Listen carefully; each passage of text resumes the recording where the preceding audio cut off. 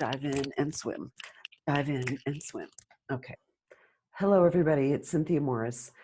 Welcome to my world where I want to share with you how to have an at-home writing retreat, because you may be at home a lot more with a lot more time on your hands. And you may be like me yesterday, where you're on the couch, you've read everything you can on your iPad about the news and in your social media channels, and you're just kind of turned into a freaked out blob and you don't know what to do with yourself except clean more and eat more. So where do we find the ability to return to our creativity, return to our focus, and return to doing something that matters to us and that actually helps us feel grounded and sane and more of ourselves? I know it seems like it might be difficult to focus on a writing project, but I believe we can do it. And here's how. I want to share some ideas that maybe will give you some structure for having an at-home writing retreat. Even if you just take one idea from this video, that is all to the good. Before we start that, I want to say, who am I and why why do I think I'm qualified to offer you guidance for an at-home writing retreat? I have been writing for a couple decades, 25 years, and developing a writing practice that has allowed me to write books and articles and everything I've ever written. I don't have to force myself. I don't have to beat myself up. I don't have to abuse myself. I don't need somebody telling me what to do. I've learned how to do it for myself. And I've done that with my coaching skills, of my coach training from the Coaches Training Institute. What that means is I have learned how to help other people develop their own writing practice. It's not me telling you what to do or how to do it or making you do it my way. It's helping you figure out your way. So that has been the pleasure of my work for the last 20 years, is helping people figure out what works for them. So in this video, take what works for you, take an idea and build on it. Build your own at-home writing retreat. And maybe you'll use that to build a consistent writing practice. Before we start, I want to draw a ritual blessing. These are illustrated affirmations for writers that I have made, and I find it fun to pull one at random as a way to set an intention for ourselves. If you have a deck of these, you can use these in your writing retreat. Okay, so what do we need today for this session? Writing is ritual, and of course a cup of coffee, because writing without coffee, if that works for you, fine. It's a big part of my ritual. So we're going to break this down into before, during, and after. Before you have your writing retreat, set up some parameters. First, identify when you're going to do it. You might have some space on a few days from now, so set that time. And how much time are you going to do it? Maybe you'll do 10 to 4 or 9 to 4, or even just a half day. 2 or 3 hours is plenty of time. It doesn't have to be a whole day. This is the biggest mistake that people make, is thinking they need a big chunk of time. It's not the amount of time you have, it's the amount of focus that you can gain. Even an hour, if an hour is all you can get to retreat, do that. Define your parameters, when you're going to do it and for how long, and set that up. And then you want to set up your space. So whatever that means for you. For me, it starts with the food. What kind of food do I need to have so I don't have to think about cooking? Do I want to have my snacks ready? Do I want to have my lunch made? I have my salad already made. I just need to go in and prepare it, put it on a plate, put it in the maw. Or if I'm going to order takeout, getting that all set up. I don't want to think about food. I want it to just be available. What else do you need in your space? You need your notebooks. Maybe you need your beverages. Brew a big thing of tea or a big thermos of coffee. Maybe you like candles. Maybe you like music. Maybe you need your ritual blessings, pillows, blankets, stuffed animals, whatever you need to set up your space. In terms of your space, you might be at home, you might not have a regular writing space. What does it look like to create a retreat space? Maybe it's a nook in a corner of the room. Maybe it's a nook in the basement. Maybe there's a part of your home where you can set aside a little space. Maybe you live in a studio and you don't have a bunch of rooms that you can access. Perhaps you set up a screen or some way to demark that space for your writing. It could even be just turning your chair in a different direction. Clean up your space. If you need to just clear off the desks, do not fall into the trap of thinking that you need to do a deep clean and declutter your space before you're able to get to the writing. No, you don't need to do that. Maybe you set that up as a treat for yourself afterward. Just set up enough space now so that you don't have to look at and think about the other things in your life. Part of the setting up is deciding to remove yourself from the world. So think about what we get when we go on retreat, if we go somewhere else. We don't have to do our regular roles. We don't have to go online. I know when I go away, I'm much less online. I'm much less at the computer. And that is one of the biggest reliefs for me about taking a writing retreat. So define your parameters around your online time. It could be a real respite to say, today I'm not going to read any news. Today I'm going off social media. Those are just two things that help you cocoon. You might turn the ringer off on your phone. Planning to celebrate. So, looking at the end of your retreat, how will you celebrate? What will you do afterward? Maybe there's a special beverage or a special treat. Maybe there's a movie that you've been wanting to watch or a show. Some people like the idea of a reward. Other people don't really need rewards um, to motivate themselves to write. But even if it's not a reward, I think it's nice to plan something nice for yourself at the end that you can look forward to. Set your intention and your focus for your time. Get clear on what's important for you to carve out this time for yourself. What do you want to experience? And clarify for yourself, what is your focus for the day? Are you going to work on a chapter of your book? Are you going to just draft a bunch of pages? Define the specific work that you will focus on ahead of time. And this is important because you don't want to get to your retreat space and be in this space of decision making where you're like, well, what should I do? I don't know. Maybe I should do this. Maybe I should do that. When we're in the space of decision, we're in the space of possibility. And when we're in the space of possibility, which we really love, then anything's possible. We can do anything. And it's just like this big, wide open field. And in that wide open field, we can also be like, well, let me see what Cynthia's doing, or let me go look at what Marge is doing, or I need to check the New York Times once again to see what shitstorm is happening. You can see how when you haven't made a decision and given yourself a focus, you have no focus at all. So you want to hit the ground running when you get to your writing retreat. You don't want to be in a decision making space. You might set a goal for your day. You might say, I'm going to write a certain number of words, or I'm going to write for a certain number of minutes. If that works for you, that's great. I kind of tend not to do that because what I've seen for myself and my clients is we just have such erroneous expectations about what's possible. We have no idea what we're actually going to be able to do. So you might say, I'm going to write 5,000 words today. And then you get 1,000 words done. And then you think, I'm just kind of lame, or I didn't make it, I didn't do it. You want to end your day in a victory lap. You don't want to end your day feeling all deflated. I mean, my God, you put all this energy into creating a space for yourself. You don't want to end it feeling like you lost out. So keep your goals or your expectations in a way that helps make it achievable and doable, and not something that you're going to just use to feed your inner critic and beat yourself up about. So if a goal lights a fire under your pen, by all means do it. If you want to write out your intention and focus for the day in a free write, that can be really helpful to kind of get clarity for yourself. What we do in our free writes is we sort of engage with other parts of ourselves. And it's almost like we're less alone, we're more in conversation with ourselves and our writing selves. And the writing down can help give us a space and a structure for doing that. And then the last thing you want to do before you go into your writing retreat is enroll your allies. Let everyone who needs to know what you're doing know what you're doing, and also let them know what you need from them.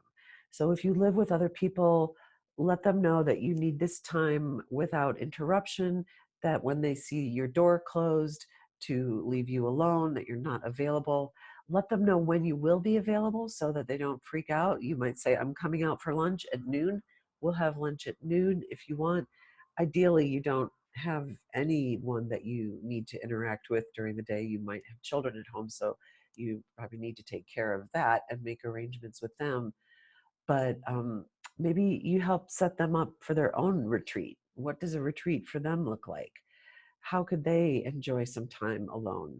I don't think everybody needs to constantly be with everybody all the time. Feel free to share on social media with your people while you're doing this.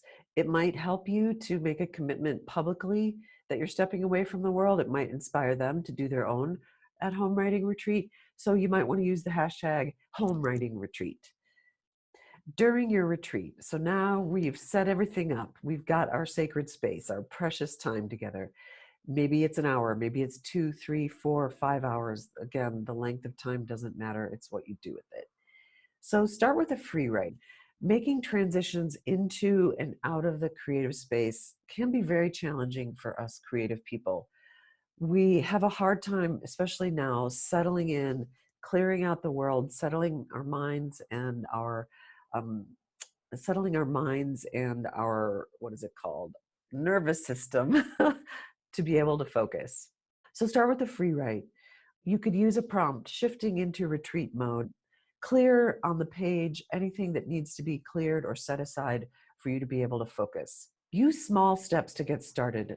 If you're just returning to your project, you might need to have a baby step to get started. What I like to suggest is the 15-minute date with your project. You might not have been doing any writing on this for some weeks or months. Where is the project? What happened? Where is it? Pretend it's a coffee date with your project and you're just getting to know each other. Don't give yourself any pressure to get anything done or do any writing on it. Just go and spend time with it. Open up the file or the notebook. Read what you've written. See what's there. See what's exciting to you. What often happens is people look at what they've done and they're pleasantly surprised. Like, oh, this is pretty good. My inner critic had other opinions about it when I was writing it, but now with some critical distance, this is actually really good. So let yourself enjoy that.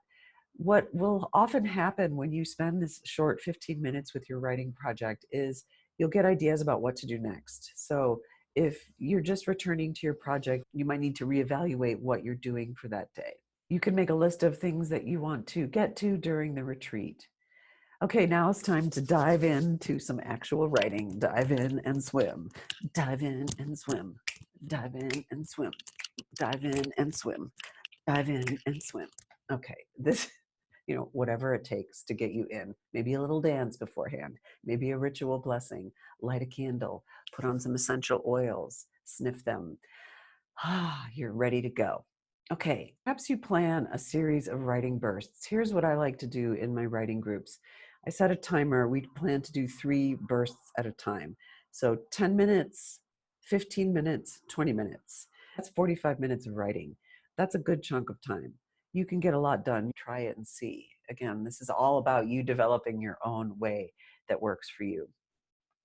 So I would do a 45-minute burst and then I would get up, I would stretch, I'd go to the bathroom, maybe I'd get some more water, maybe I'd do another dance, do a little dance, make a little love. Let's write tonight. Oh, let's write tonight. Oh, entertain yourself, have a little break, make it fun. And then do another dive. Do another 30 to 50-minute session. I think that's about as much time that we can really focus. I mean, I don't know, maybe 3 hours total, like 3 45-minute bursts or 2. That's really usually as much focus as you have. But see for yourself. See about when you start rushing or not caring about what words you're using. See what happens. You might be able to write for a long time. It doesn't matter. There's no judging. No one's watching. No one's judging that you can only do a 30-minute session before you lose focus. Take breaks. Play with the dog, take a short walk, make another cup of tea or coffee, do a little dance, do a little dance. Woo! Because being physical is an important part of it. All that sitting or maybe you're standing and writing really can be taxing on the body. So Be sure to move and stretch, dance to your favorite music, take a walk, do yoga or Tai Chi, whatever it is that, roll on the ball, roll on the ground, whatever helps loosen things up. And then maybe you have lunch, maybe you have a food break, and then you have perhaps another hour or two, something in the afternoon. You may do some more writing. If you don't feel ready to do some writing, do auxiliary work. There's a lot of things that are involved with our writing that are off keyboard time. So you might organize your materials. Maybe you have different drafts of things and you need to get them organized. Maybe you want to go back and read through the notes that you've been taking over time to start organizing them and pointing them toward what you want to do with them. I know for my next book, I've got notes in all these different places and visual notes because it's going to be a visual book. So I would like start pulling those together and seeing what's there. I wouldn't start with that because that's where you're back in the big kind of possibility and planning mode. I would do that later. You might have research that you need to do. That's another kind of auxiliary work that has to be done. Doesn't require the same amount of focus that writing does, but it does require some effort. So this is a great time to do that in the afternoon. And then it's toward the end of your writing retreat. You don't just want to boom and then you're done. Like, okay, I'm out the door. You want to close the meeting, just like when you're with a friend or you're on a date or you're with people. You don't just get up from the table and leave without saying goodbye. You get up, you say, I'll see you next time. Let's meet again this time next week. So great to see you. You give each other a hug. There's a closure. One of the reasons people don't go into a cocoon or a retreat mode is because they don't plan a wrap up or a closure. And then they look at the clock and then they're like, oh my God, I've got to go get the kids, or, oh no, someone needs me. And then it's a painful rupture and break from the beautiful space that you'd created. And then it hurts. It just sucks. So you don't want that. So put some closure. Start by identifying the next steps for your next writing session, whether it's a retreat or just another writing date. I call this the insertion point. It's the insertion point, the place where you're going to go in when you pick up your pen next. So when you have your next writing session, what specifically are you going to work on?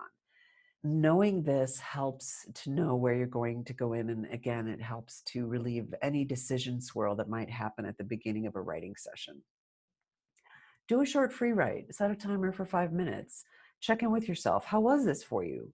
What did you experience? What did you learn? What did you gain? What insights did you glean? What did you do? You might be tallying up your word count or the number of minutes that you spent. Really stop to check and see what you did and give yourself credit for that. Acknowledge that. Acknowledge the energy and effort and time it took to get this kind of focus and get this kind of retreat. Give yourself a pat on the back. And then plan the next one. After you've looked at, wow, this was really great. This was really valuable. This really gave me a lot. I want to do another one. When is the next one? Give yourself the gift of knowing when you're going to meet again. Check in with your people on social media. Let them know how it went. Let them know how great it was or where you struggled and how you overcame that. This is a great way to let people in on your process and inspire them to maybe do their own kind of writing retreat without having to be checking in with them all the time. I say share your victorious writing glow with your allies. And then it's a wrap. It's over. What happens afterward? I would celebrate. I would let yourself feel the power and the joy that you have gained as a result of spending this time with yourself and your writing. Now you just freaking relax. You have made a huge deposit in your self-trust bank. This is one of the things we really need for our writing, is to make and keep dates with our muse, that we are actually showing up for ourselves. When we say we're going to do something for ourselves in our writing, we do it. This is one of the biggest things that hurts us so badly, is not trusting ourselves, is breaking our agreements with ourselves. It's like giving the inner critic like a giant big like chocolate cake like dessert feast of like that feeds the inner critic that loves to say, see, you never do what you say you're going to do, you never write, you never blah blah blah blah blah blah blah blah. So here's a time where you have put a big deposit of trust into your self-trust bank, and you can just relax now. Now's the time to do whatever you want. Do whatever feels good. Like, you don't have to think about the writing. Chances are good that all the time that you've spent with your writing has really sparked your idea magnet, and like all these ideas are magnetizing. So you might want to keep your notebook or whatever you do to keep notes handy, because new ideas are going to come in. The process is going to still be working on you. So the next day or later, you might capture some ideas, but be sure to give your brain and your body and your heart time to relax and just rest. That's it. I hope that's been really helpful for you. I'm kind of excited to do my own writing retreat. I hope that this helps you have a way to focus that's a lot easier than it seems like it's been hard to focus these days. Please ask questions or leave comments. Let me know that you've done this. Use the hashtag home writing retreat so we can know when you're doing it and we can celebrate with you. That's it for me. Have fun writing, everybody. Sending love and joy to you and your writing process. Oh, wow. Dive in and swim. Dive in and swim. Okay.